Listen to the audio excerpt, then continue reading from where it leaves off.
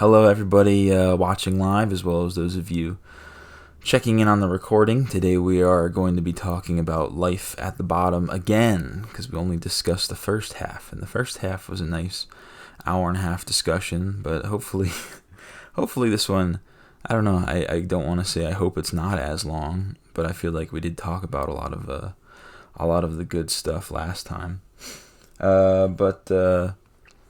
Yeah, a bunch of good essays in this second half too. So I guess we should just get right into it. You don't really need a preface this time. So the first one we had was this essay called Choosing to Fail. And this one is about children of immigrants. So second generation UK citizens.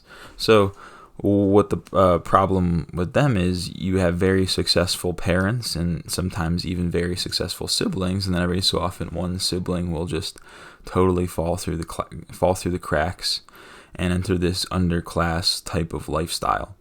So it's hard to point at different factors. I mean, you could say that this was a genetic thing, but then why was the sibling and the parent so successful? Or you could say it was a poverty thing. Well, then why was the sibling and the parent so successful? So ultimately, it seems to indicate that it's a culture thing. They're succumbing to this sort of liberalizing influence and this culture that is withholding agency from you and saying that nothing is your fault and everything is relative, and you fall into that way of thinking. And all of a sudden, you are suddenly not successful. Like, who would have imagined? So it's a very interesting case study, and you really don't see a lot of that in America, actually. Well, not to say that it doesn't exist, but I just haven't seen a total case study on that really goes into detail the way that the Dalrymple talks about it. So it is very interesting. And if anything, it's just another indication of this whole relativistic culture and how it's degrading these people that come here and traditionally are hardworking, family-oriented, religious, and it does corrupt them into this underclass way of life. So that was a interesting perspective.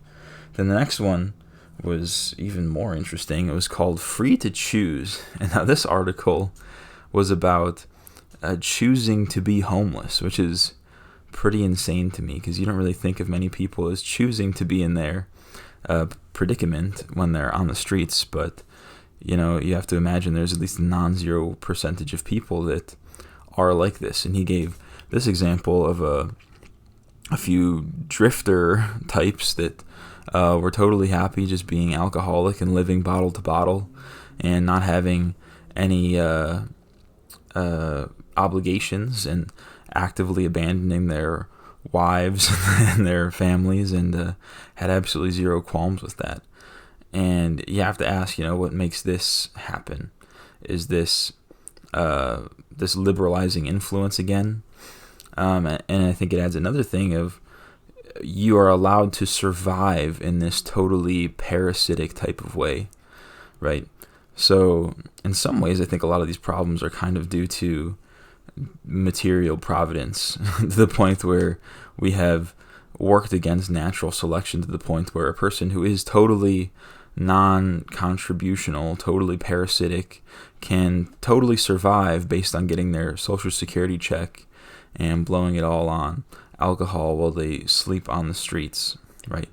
Whereas, you could go back 100 years ago, this person would be dead. They wouldn't be able to survive. They would be incapable of providing for themselves. They would be dying due to inclement weather. They wouldn't have hostels and homeless shelters to stay at. So it's almost like we're not doing these people a favor by offering them so much, because we're allowing them to choose to be in this totally parasitic and totally not fulfilling way of life. And you might say, because they chose it, is it does that mean that they're happy? Does that mean they're content?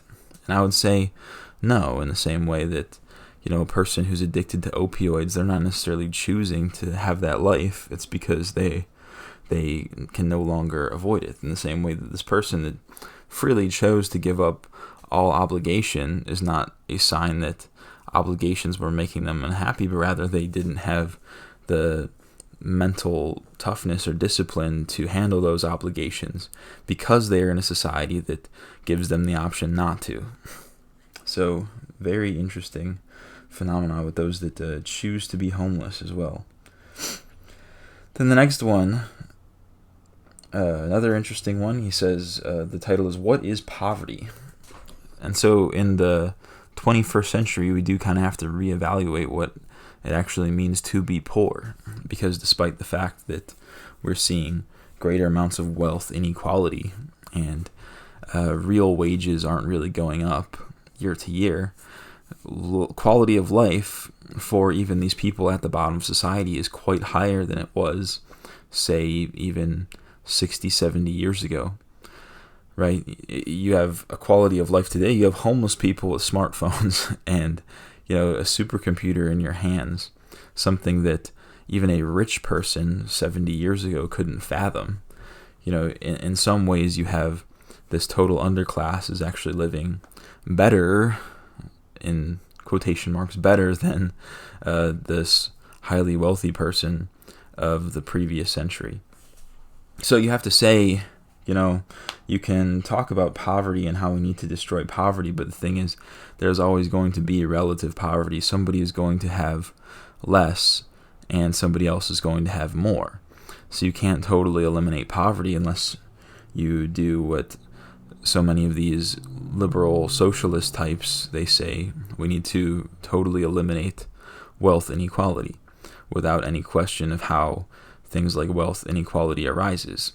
Right? And to a certain degree, you could say that the current wealth gap is a huge problem, but to say that there shouldn't be any gap and to say that any existence of a gap is totally based on social injustice is a bit of a stretch. So, as far as what poverty is, it does not mean the same thing that it used to. And it also kind of throws a wrench into this whole liberal viewpoint in some of these future essays, because quality of life has increased, and even though people are poor, their actual material wealth has increased. It's really hard to correlate between crime and poverty, but we'll get into that in a second. So there was that one on what is poverty, followed by do sties make pigs, which is another good one about the current state of the housing projects in Britain, and the fact that these projects are so horrible, that the living conditions are so bad, that nobody has ownership of them. Nobody wants to improve them. They'll just throw their trash everywhere. They take no pride in the appearance. They don't care what it looks like. And it creates this cycle because it looks bad and nobody wants to improve it. Therefore, the people are going to act even worse because it looks bad. And and it just it's a positive feedback loop here. So the question that he poses is it the environment of these poor projects that made these people into, uncaring slobs with no pride in their place? Or was it the fact that these people were already degenerate, uncaring, that allowed the projects to fall into such a state? And it's kind of hard to say because it is a chicken and the egg argument, right? But ultimately, you can see that the moral of the story is that the projects are not a good place, and this whole idea of the housing projects is not a successful endeavor in the slightest, because all you're doing is creating disgusting slums that are always going to be a problem, that are always going to be a blemish on an otherwise nice-looking society. So it's not something that should be funded, that should be continued going forward. And once again, I'm the product of the liberal mindset that if you just give a person a purely good person, because all people are purely good on the inside, if you just give them the starting point, then they're going to be able to create something worthwhile. They're going to have something to be proud of, which is just ultimately not true. Next essay was Lost in the Ghetto, which is talking about what it's like to actually have talent and be intelligent, yet be born into this underclass, and how people are going to drag you down, crab in the bucket mentality, as they say. They don't want to see you succeed. They don't want to see you escape, partially because that forces them to analyze themselves and say, well, if we're not all products of our environment and this person was allowed to escape, that means that I actually have some personal responsibility for my situation. That means that I actually have agency. And that is a crisis for a lot of these people. They would rather believe that everything that they're dealing with is totally a product of circumstances and is totally unavoidable. So they don't want to see other people succeed, but then ultimately the people who do try to succeed end up not being successful. And if you are going to be successful, it's going to take a lot more effort than it would take in a otherwise healthy background. And another interesting example it talks about is a woman who was trying to get out of the ghetto, as they say, and was trying to pay her way through college, and she was trying to get affordable housing and couldn't do it because she was an otherwise healthy person, right? They are going to give housing to these dysfunctional people. She said that if she had a child or several children, then she would have easily been given the housing. And it shows that all of these people are kind of at a race to the bottom when it comes to achieving these government benefits. And this is definitely something you see in America, right? You have bastard children and plenty of single mothers, and the state basically incentivizes this because they're going to give a lot more benefits to a single mother than just a single woman living on her own, which is even more tragic if this is a single woman trying to escape an abusive lover or an abusive family and she has nowhere else to go. Well, tough luck because you're not knocked up, right? That's a pretty terribly sad way of looking at things.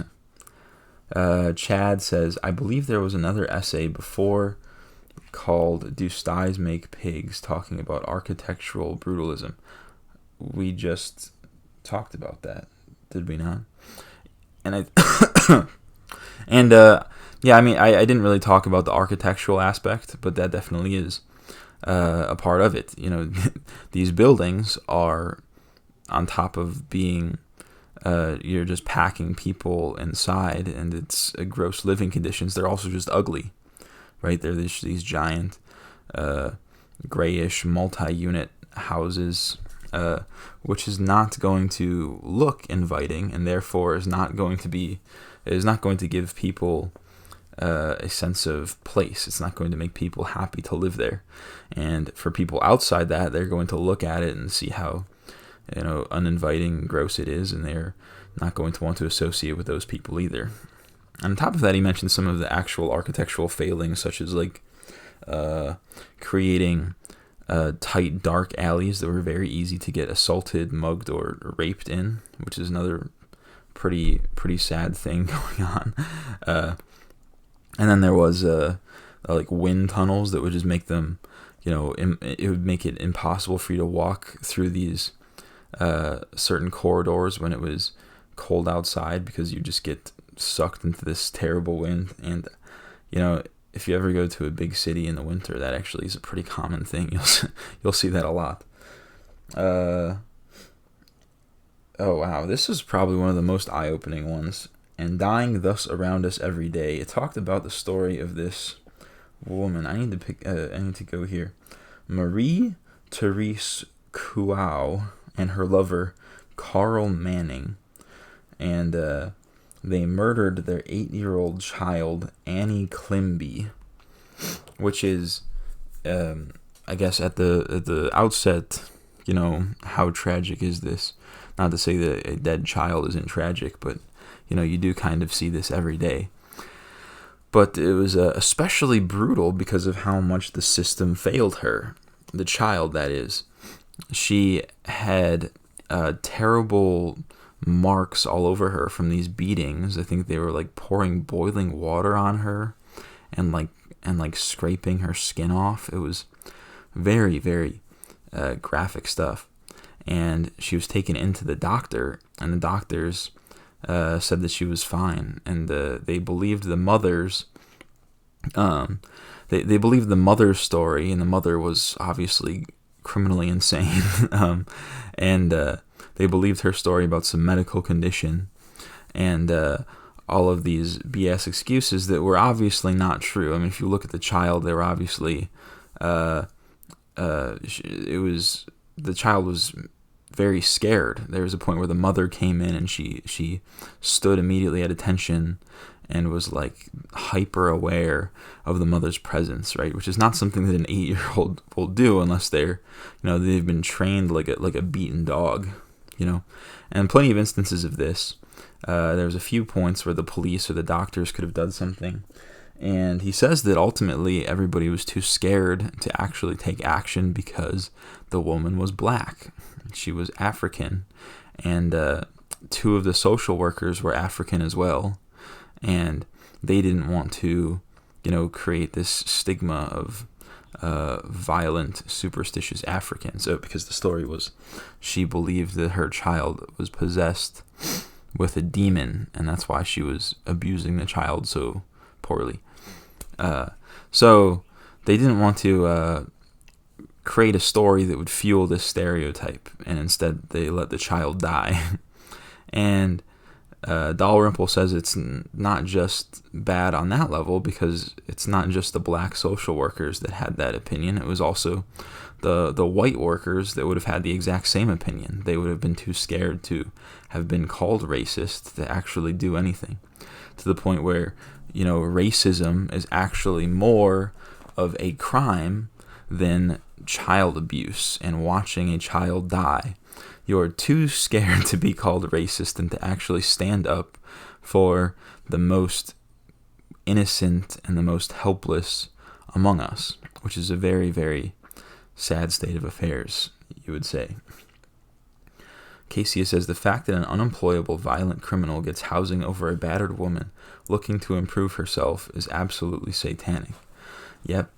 So it goes so deep, and everything that he says here, you just see the amount of corruption at all levels, from the government to the police to everything. It's to academia even, and they're all just misguided. You almost wonder, are they just stupid and they have fallen into this totally liberal relativistic mindset, and that is holding us back, and they are too afraid to admit that they were wrong? Or are they actively malicious, trying to suppress us? Which is a very, that's a very long debate that you could have, but pretty interesting. Okay, interesting video chat. I'll have to check that out. He posted a video in chat about a similar case in America. It has stayed with me for 2 years, if anyone wants to watch later. Interesting. Yeah, we're going to have to watch that at some point. So this Marie Theresa Kuau story, really just the perils of, when you're too scared to be called a racist, this is where society gets us. We get more dead and abused children. How great is that?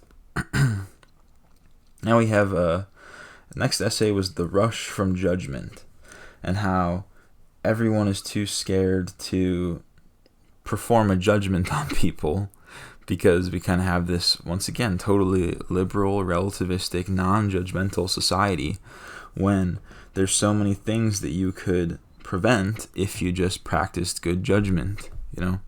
You have a person who is obviously unfit for society, but you're going to allow them back into society because of they serve their sentence, but they're obviously going to go and commit crime again. If you just look at the long track record of some of these people. But it's even just things like, he talks about women and how women are totally non-judgmental of the men that they choose as partners, which is absolutely ridiculous. They're like, oh, I just happened to get pregnant by this wife beater. Well, was there no behavior before then that might have made you believe that he wasn't a good guy? And they're like, well, I had to see the good in everybody, which is, once again, ridiculous. And then he also talks about more of this issues with the housing social services, and how, because they are non-judgmental, they're just going to put a battered woman in the same housing right next door to a recovering drug addict who has multiple violent offenses, because they're both in recovery. So somehow these are equal scenarios, and it's just so stupid. I mean, anybody could just look at the situation and say that this is not going to work. They'll say that this woman is at risk, and this recovering drug addict is not a safe individual to be around. But because the social services and the housing department, they have to be totally tabula rasa, as you say. They are not allowed to make these common sense decisions that you'd imagine. So this kind of started the last few essays all kind of had a similar vibe with the total failure of the government to account for these things.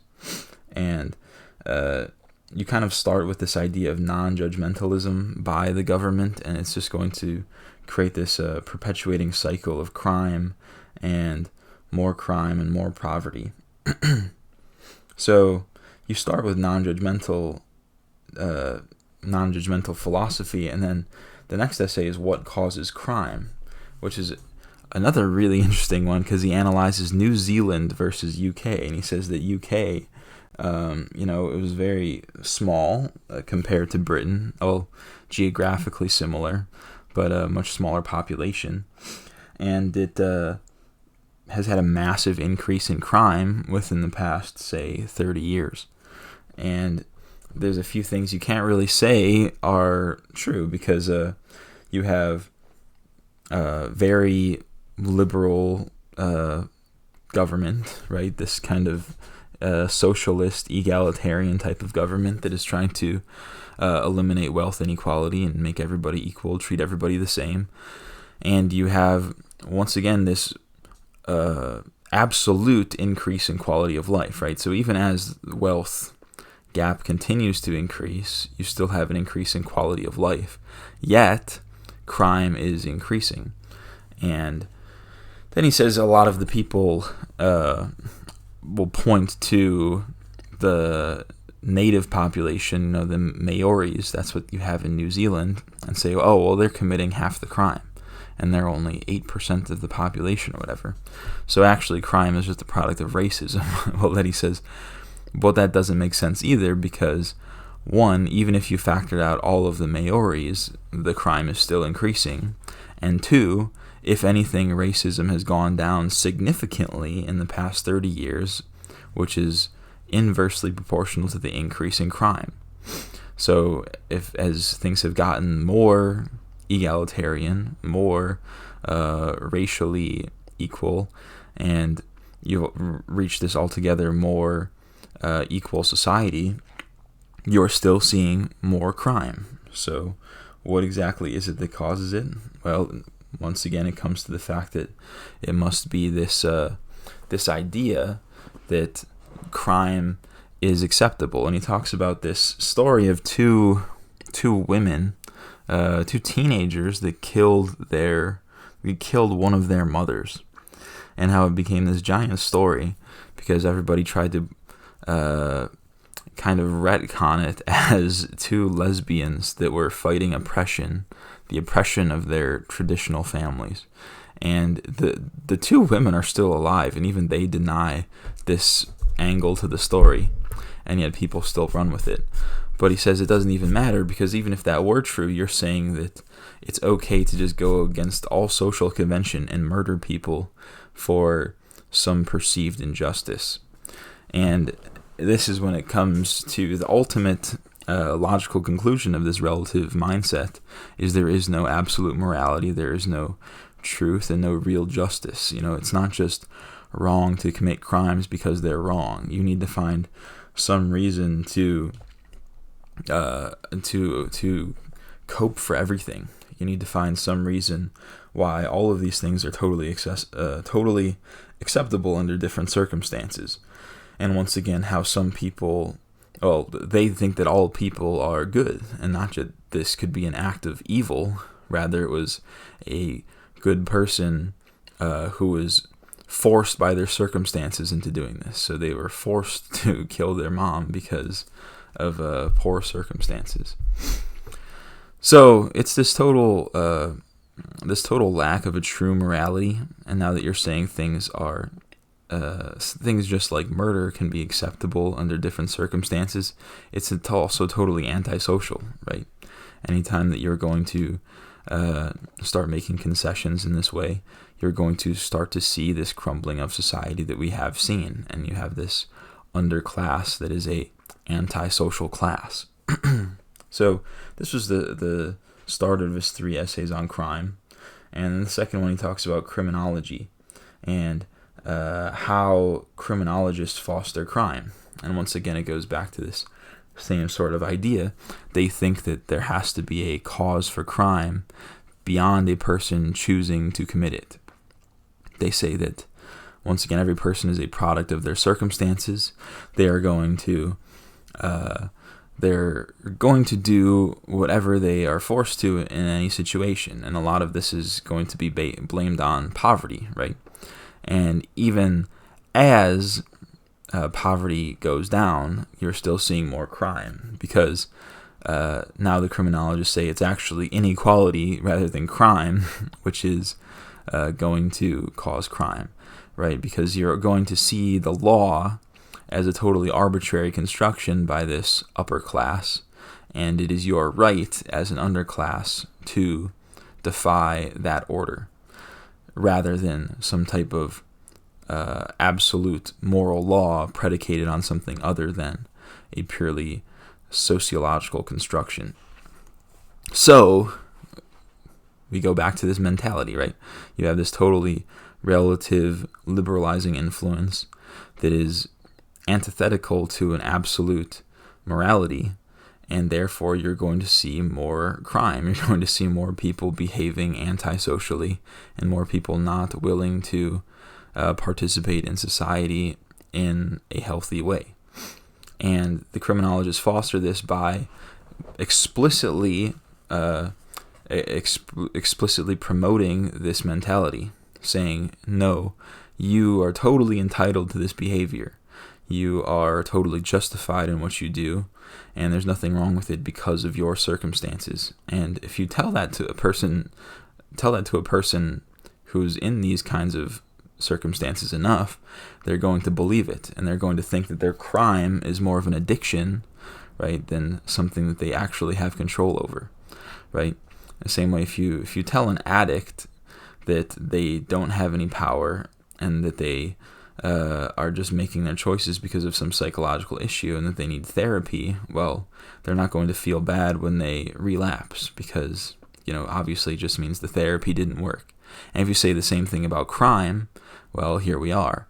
Nobody feels bad about going back and committing more crimes, because that just means that the system failed them, right? They didn't receive the proper rehabilitation, because rather than crime being a conscious choice, being something that they chose to do, it is something that they have no control over, and they're just a dysfunctional person. They're just this addict, this mentally ill individual, and society has failed them by allowing them to continue to commit crime.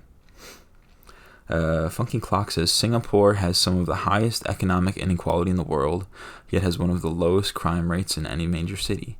I wonder why. I wonder why too. We can make a lot of speculations about that. And so the very last essay was called Zero Intolerance, and was basically about the police and their complete and utter failure to control crime. And a lot of it comes down to the fact that it's a hassle, right? You have such this bogged down bureaucratic system makes it very hard to actually punish people to the point where it's not even worth doing. And the main anecdote here was when in the hospital, there was a man who came in for an overdose and started beating his wife in the hospital. And the police showed up and they didn't even arrest him. They just kind of let him get away with it. And their reasoning for this was, totally tenuous. And what that does is that sets a precedent to everybody around you. It tells the man that he can continue to get away with this. It tells the woman that she needs to put up with this. And it tells all the bystanders that they are not living in a safe and healthy society. So the inaction on the part of the police is this threefold degradation of society that is going to be kind of resonating throughout the society, and it's going to compound, right? You're going to have this total social collapse at some point if you're not going to actually prosecute those people who deserve to be prosecuted. And various things that he talked about. For one, it was, domestic incidents. And this is something I'll actually talk about. I don't know how much I talk about this, but my father was a police officer. And he's told me a lot about the job. I know people have different opinions on police, but a lot of the failings of the police are really just failings of the government to a degree, because they said very often they would get called to the same house every single week of a woman just covered in bruises. Husband beat the shit out of her. But as far as the law goes, if it's a domestic incident and the woman doesn't want to press charges, which she won't because she's in an abusive relationship and is psychologically fucked up, there's nothing that they can do about it. So instead, they just have to keep going back every single week to stop this woman from dying until one day they're too late and she does die, or until one week she actually gets the courage to press charges. And, in so many ways, this is just demoralizing. It's demoralizing to the woman, it's demoralizing to the police. And once again, it's this degradation of society that you're going to see continue to compound. And unless you do something about it, it's only going to get worse, and it's only going to get exponentially worse. So, yeah, police need to do their job, and we're seeing it more and more today, with the kind of double standard you see. They're going to enforce the mask mandate because that's what the government is making very easy for them. They're going to make it very easy to harass people for masks and social distancing and all that shit. And the government is going to make it very, very hard for them to prosecute actual criminals. Your BLM looters, your Antifa terrorists, and just your violent criminals. How many people are violent criminals and you get absolutely zero evidence for a drive-by shooting, and they're just out on the street. And even if you do get a suspect, you don't have enough to convict them in our kangaroo courts. So, as much as you complain about the police, you have to see that really it's just a reflection of the government, and the failures of the government in both, the moral sense and the bureaucratic sense are so evident when you look at the police. And it really is a problem that is not going to solve itself. You have to really restructure this bureaucracy from the top down because it is completely and utterly broken. And he gives a good illustration of this in the final chapter. But this is everywhere. This isn't just the UK. There's plenty of this in America too. So that's the book. Ultimately, I liked it a lot. I don't want to repeat myself too much from last week, but I think it is a good introduction to this non-liberal point of view. You see that not everybody's equal, not everybody is going to succeed, and not everybody has the same moral faculties that the average upstanding citizen does. right? And if you're not going to enforce, if you're not going to enforce the law and create a strict society that is going to uphold a certain level of moral standard, then this is what you're going to get. You're going to get more and more crime and more dysfunction, right? And you have two levels to this. You have there's actually I have a bunch of quotes that I'm going to go to later, but he says within and without. So you have this law that is going to impose an order from without, right? It's this external order is going to be imposed through the law. But then we've also totally given up internal order and the fact that philosophically nobody is on board with absolute morality anymore. Nobody has these traditional religious beliefs and what actually is right and wrong. And these are the two things that keep you in line, right? You can't just use strictly the tool of the state, the police, because then people are going to feel oppressed. And you can't use exclusively internal values because then there's no feedback, right? There's no actual repercussions for people who go against that. So you do need both. And we're really kind of in the late stages of secularism and bureaucracy, and we're going to see nothing but increasing crime from here on out, right? So unless you actually start cracking down on this or returning to a certain type of morality, then we're just going to be on a downward spiral. In regard to page 239, the fact that being drunk or high is now a valid defense in court enrages me to no end. Yeah, exactly. It's showing you have no actual agency for yourself. And, if you just say I was inebriated, that can absolve you of so much. And, in a certain way, you could also say the same thing about, things like, rape charges. A woman who is inebriated has less agency than a man who is inebriated.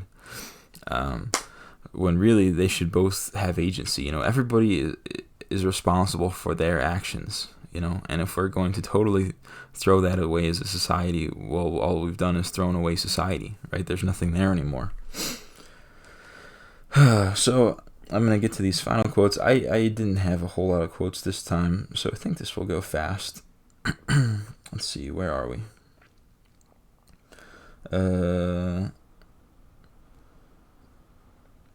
Wow, I really did not have a lot. All right, so this is one. I asked the doctor from Madras if poverty was the word he would use to describe this woman's situation. He said it was not that her problem was that she accepted no limit to her own behavior, that she did not fear the possibility of hunger, the condemnation of her own parents or neighbors, or God. In other words, the squalor of England was not economic, but spiritual, moral, and cultural. So he talked about how he had these doctors from another country that were working with him and how they viewed this current state of society, right? And they said it's not poverty that is causing these for people because they're living at a higher standard than a lot of these people in these third world countries that he's talking about, but they're still acting worse and continually making worse decisions. So I think this doctor said it best.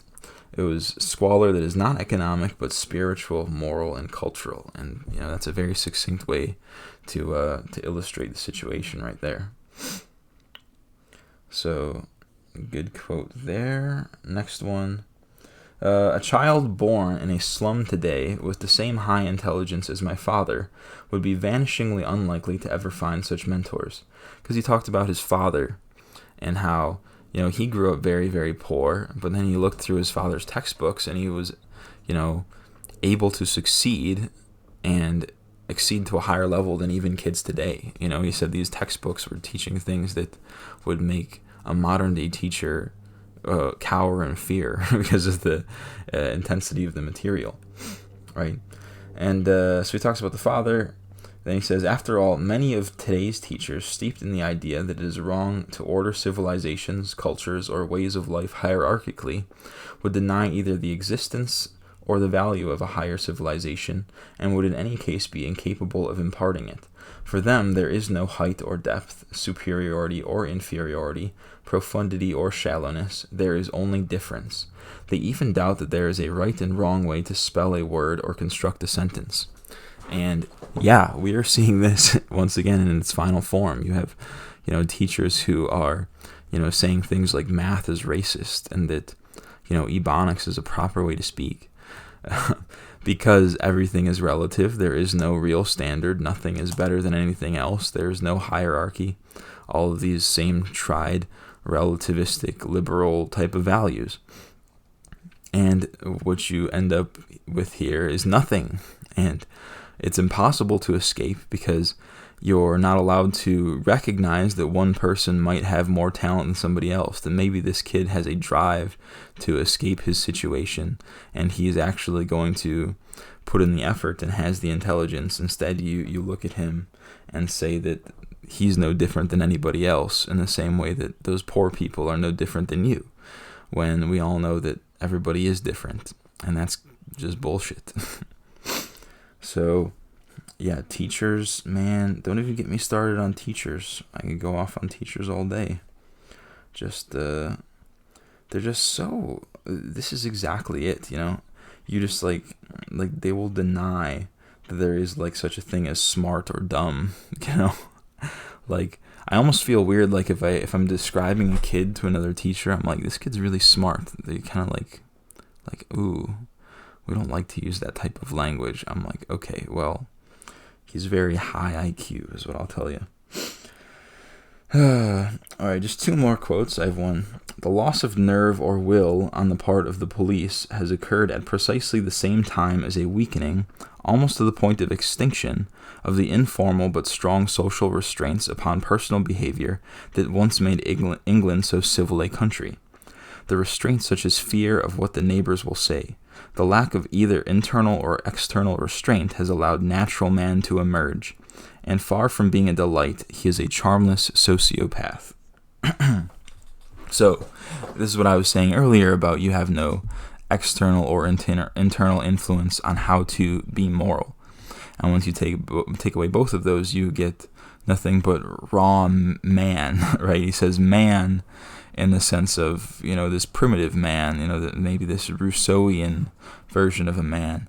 And everybody thinks that man is so pure and that everybody starts off equally, which is so not true, because all you're seeing is just this raw, animalistic, it's not even self-serving, because at the end, you're just more miserable and worse off than you were. You kind of need some level of guidance, or else you can't even fend for yourself, right? We're just beasts now. You look at the underclass; they're beasts. They're incapable of reason. They're incapable of agency. It's the situation that we've created for ourselves by not holding anybody to some kind of absolute standard. It's quite ridiculous. All right, so last one. Wait. Nope. I had the wrong quote. I think that was the last quote. And I think I skipped one of my other ones. Let's see. So we had the quote about the police. Here we go. The intellectual never acknowledges how much of his liberty he owes to the existence of the police, a humiliating thought to which he prefers the idea that the comparative peace and tranquility in which he lives, and that make his work possible, emerge spontaneously from the goodwill of his fellow men, requiring no external coercion to maintain them. Since, in the opinion of the intellectual, the poor hate the police, and moreover, as victims can think no wrong, it follows the weak policing would be of benefit to the poor. Yeah, so all of this like defund the police type of bullshit, did this originate from the poor people? I mean, maybe it did, but the poor people didn't popularize it. The poor people weren't the ones being taken seriously. It was when these intellectuals hopped on it and said, yes, what's going to help these poor people survive is to get rid of the one thing that is actually protecting their lives from each other, right? You have this such a rosy view of life that you think that the only thing that is holding these people back is the oppression of the police, rather than the fact that the police is the last line of defense from each other. Because, well, what are they doing? They're shooting each other in cold blood. They're killing each other. They're robbing each other. They're raping each other. Because oftentimes it's not these liberal intellectuals that are experiencing this.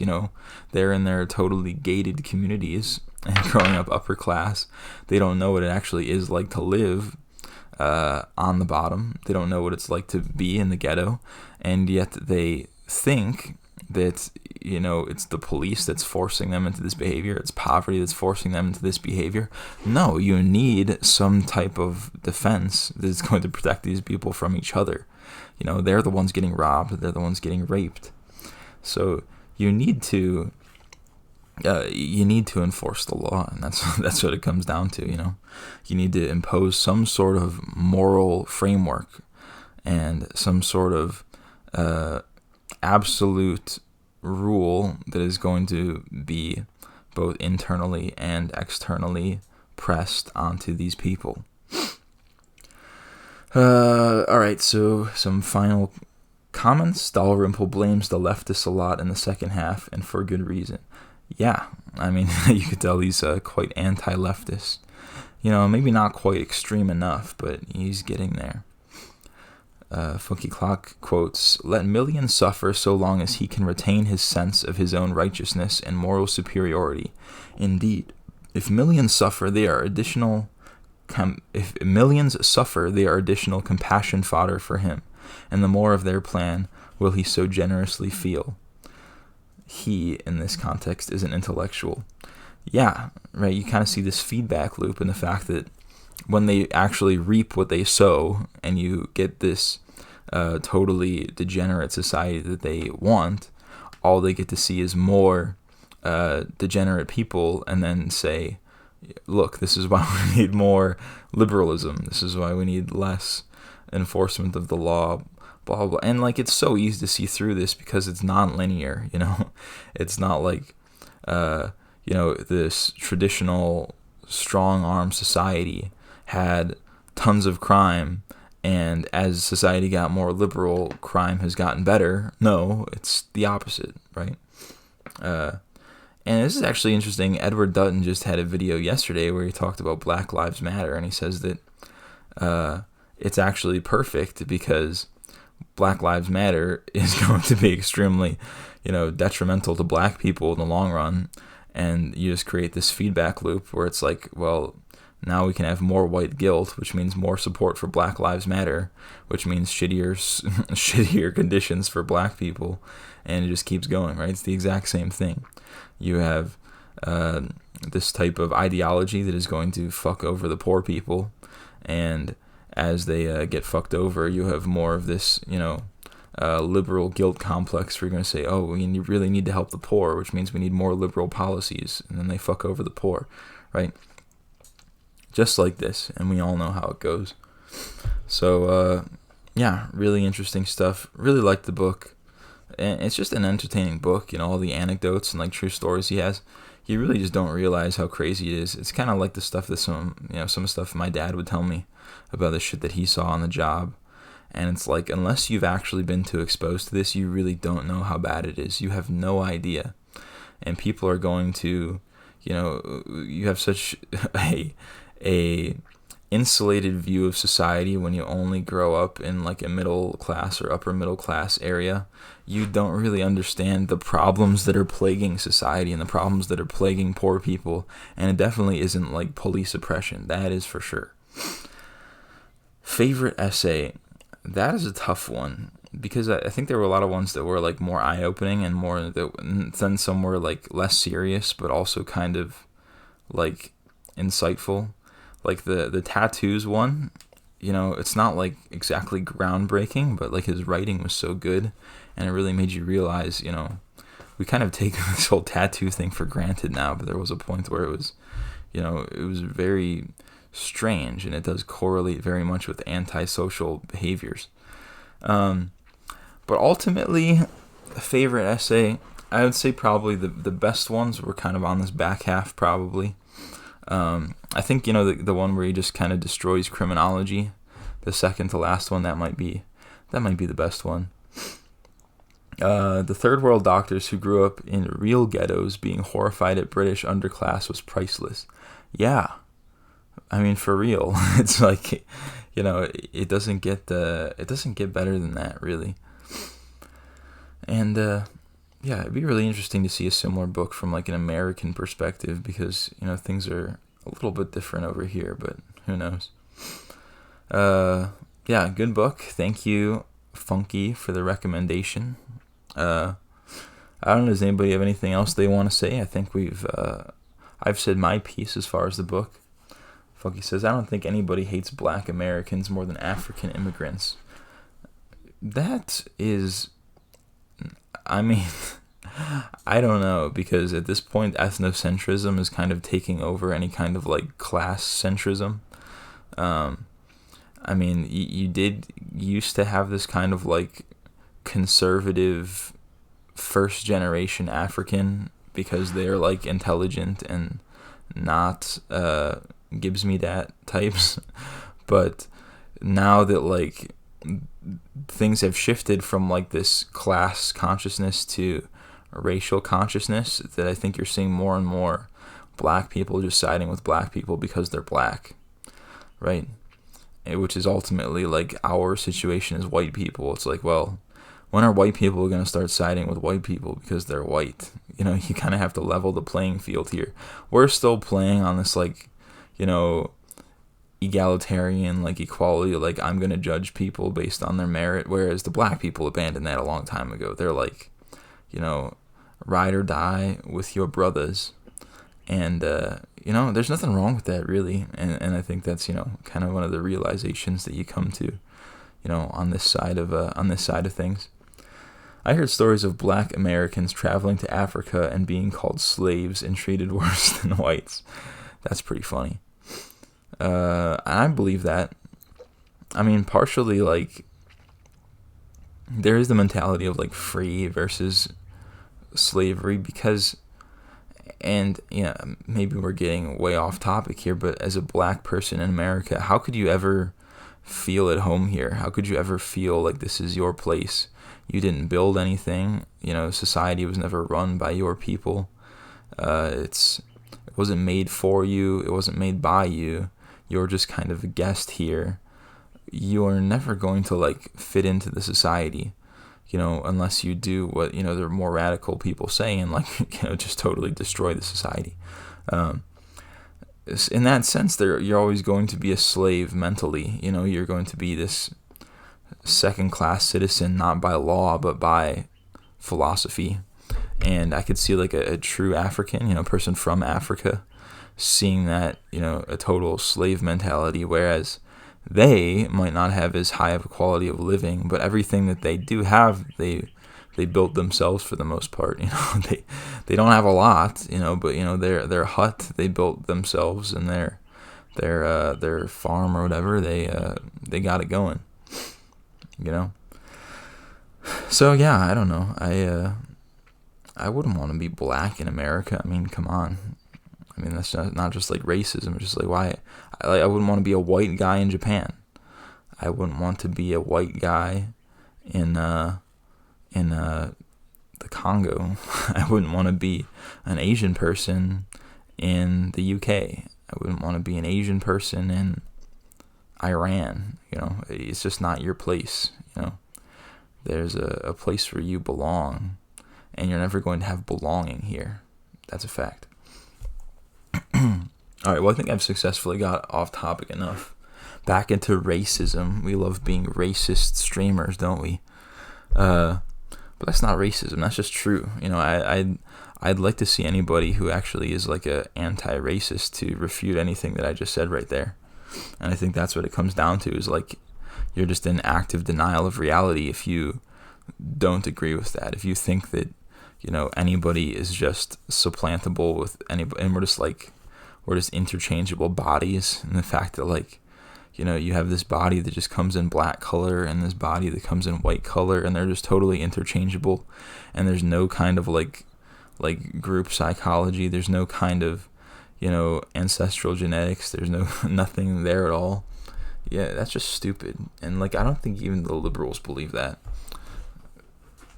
And I could talk about this for a long time, but I think we're getting off topic with the book.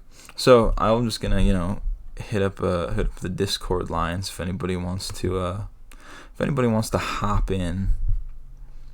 And while I wait and see if people come in, I will do the typical shilling. It's called We Do a Little Shilling. I'm gonna shill for my channel. Subscribe on YouTube, subscribe on Odysee. If I get like 13 more subscribers or something, I need to get up to like 20 subscribers. I have like 8, so I think I need 12. If I get 12 more subscribers, I get like 2 lib coins. That's awesome, right? The lib coin is going to the moon, baby. Subscribe on Trovo. You need more people in these streams. Always fun to stream. We don't stream that much. We had a really good crowd last week, and it was a lot of fun. And we have not a huge crowd this week, and it's just been kind of chill. Yeah, look at this, 6 viewers. Yeah, thanks a lot, guys. We had double that last week. We had 12 viewers. It was off the heezy. All right, we were naming them. We were talking about the Brazilians. We were going off. In chat, and that was a lot of fun. And nowadays we just got the real ones. We got Funky and Cassius, and don't get me wrong, they're the best. But it takes more than 2 people to get a nice active comment section going. But yeah, I don't know. It doesn't look like anybody wants to hop in. So I think I'm gonna wrap it up. I'm gonna try this out. I'm gonna host. All right. Actually, well, first I'm gonna stop the recording.